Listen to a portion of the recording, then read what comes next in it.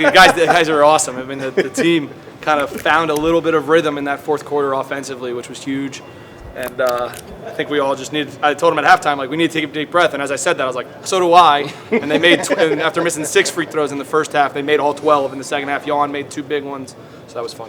How just looking at the way that Zion runs the team, like, just how have you seen him have control out there? It's funny, like, early, I was trying to help them out with, like, running actions and calling them out, and Zion was calling so many of what we were running that I was kind of like, hey, you got it. And then that's what he does, and he gives us so much structure with the 2 bigs. That's really important, because if we're not in our spots early, then teams are able to, have special coverages and load up to us in different ways. So for him to get us organized and get us into those actions, and he just does it on his own, that means he takes ownership, and he's playing the game, so he sees it just as well as anyone.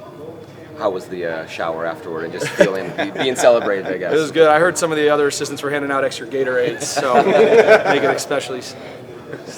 What did you think of Jan? He was great. He kind of just stuck with it. I thought he got fouled on a lot of those drives, and he kind of just kept playing. And that's not to be critical of any referee or anything, but just he kept playing. He kept going downhill, kept being aggressive, and then the offensive rebounds. I don't have a box score in front of me, but I think he had quite a few.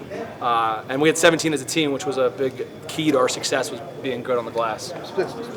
Specifically with his handle, how much has that progressed since he's been here? How much work has he put? I mean, he just all parts of his game, and so handling the ball, putting it on the deck, even when he gets past the ball at the top of the floor, handling it in DHO situations, going over or drives. And I thought today he made the right decision. Sometimes he drives in there and he goes into a crowd, but there was one really good kick out away from our bench that I thought was good. So he was making the right play when he did handle it. So I thought it's good, and all parts of his game are getting better, including his handling.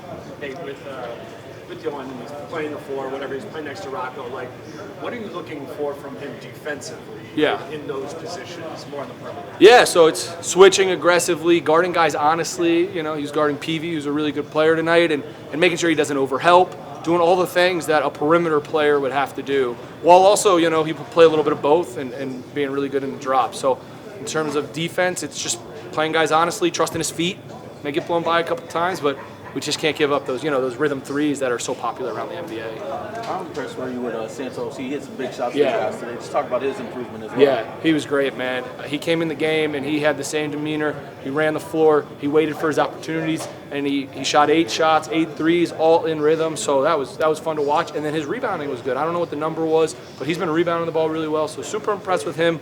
We told everybody stay ready. Everybody's gonna have different roles, and he came in off the bench and really made his minutes count and got more up because of it.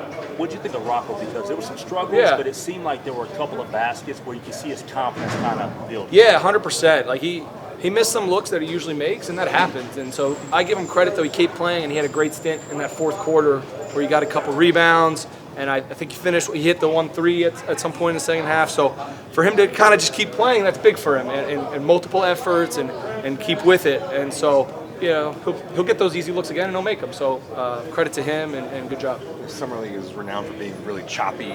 So how valuable when you have a guy like Zion who can organize everything, get everybody going? That's awesome. How valuable is that just to get everybody else comfortable in their roles and try to thrive? Yeah, I mean, talking to our coaching staff before we got here, other coaches like Coach Finch, one of his things is you put in all these plays, just cut it in half again because teams pressure.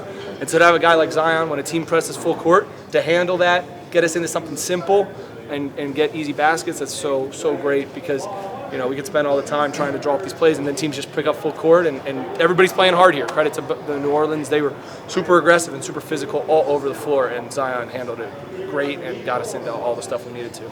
Felt like that. Zion and Enrique, what are you looking for from the skill set development and understanding development to kind of take that next step into being NBA rotation players? What do they need to do? Yeah, so Zion's all the things that kind of run the team, getting us into offense.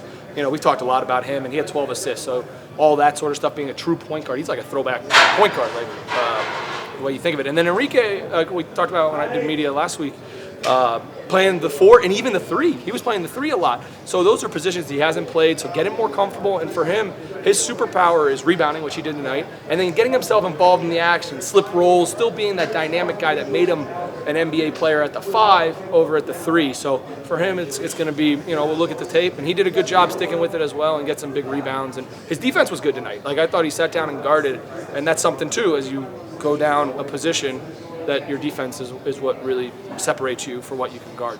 How was it just kind of running a staff today and like kind of having a bench behind you of coaches? Yeah, I mean, we're lucky because we've got such a deep bench of staff here with the Timberwolves. Like James White was awesome, Kelly McCarty, Scott Tom, that whole group, Mahmoud, who does our G League. Like those guys are always in my ear, and then credit to the rest of the guys. And it's just fun because everybody felt like, was giving me suggestions, and I might not have responded, but they were awesome. And so credit to everybody. It was a team effort.